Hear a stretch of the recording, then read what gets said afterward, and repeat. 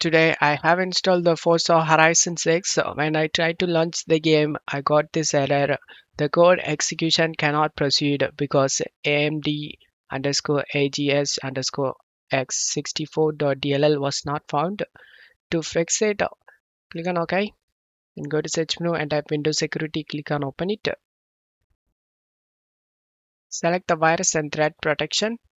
Select Manage Settings. Scroll down and select Add or Remove Exclusions and select Yes. Select Add an Exclusion and select Folder. Navigate to the Game folder. Select the Forza Horizon 6 and select Folder option. Game as added to this list. Go back to Virus and Threat Protection and select Protection History. Threat Quarantined. Click on it and select Yes option.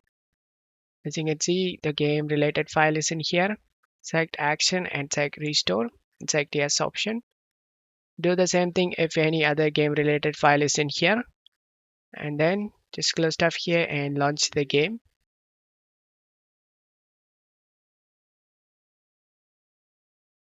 And as you can see, the game opens up without having any problem. I hope this video helped you. If the video helped you, don't forget to leave a like and subscribe. Thank you.